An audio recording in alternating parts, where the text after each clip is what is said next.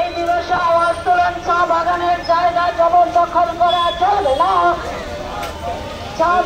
রাজ্যের চা বাগানগুলো ব্রিটিশ আমলে তৈরি করা, বামফ্রন্টের সময় কিছু ব্যক্তিগত চা বাগানের মালিক, সমষ্টিগত কিছু চা বাগানের মালিক হয়েছে এবং বাগিচা শিল্প রাজ্যের একটা অন্যতম শিল্প, কর্মসংস্থান সুযোগ হয়।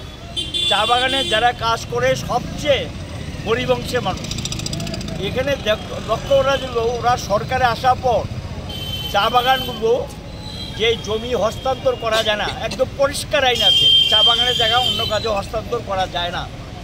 বামফ্রন্ট সরকারের সময় যারা আজকে সরকারে, তারাই কয়েকজন এমএলএ চিৎকার করেছিলেন চা বাগানে খালি জায়গায় কেন রাবার বাগান করা হয়েছে, এ নিয়ে খুব হইচই করেছিলেন। এখন সেই চা বাগানের জায়গা যেমনি খুশি এমনি দখল নিচ্ছে, যা খুশি তা করছে এবং চা বাগানের জায়গার মধ্যে দেখা যায় একজন মন্ত্রী লিখিতভাবে চিঠি দিয়ে বাগানের জায়গা, বেসরকারি বাগানের জায়গা হস্তান্তর করার জন্য বলেছে। পারে কিনা? আইন বিরোধী কাজ একজন মন্ত্রী করতে পারে?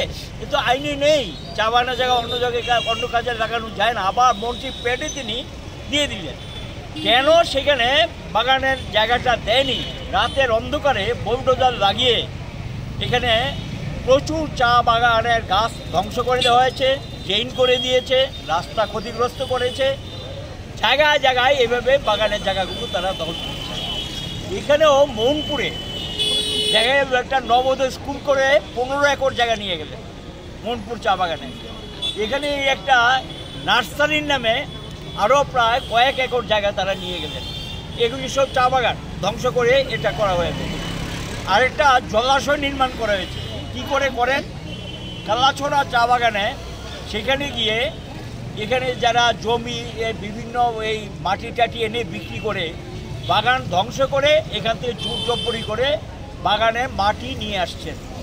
এইভাবে রাজ্যে বিভিন্ন জায়গায় বলে শেষ করা যাবে না, বাগানকে ধ্বংস করে দিচ্ছেন, বেআইনি কাজ করছেন। এটার বিরুদ্ধে আমরা প্রতিবাদ করেছি, আগেও জানিয়েছি সরকারকে, কিন্তু সরকার এটা টর্ন অফ করছে না। বাধ্য হয়ে আজকে আমরা রাস্তায় নামলাম। আমাদের পরিষ্কার বক্তব্য, বাগানের জায়গা বাগানকে ফিরিয়ে দিতে হবে, এই বেআইনি কাজ করা যাবে না।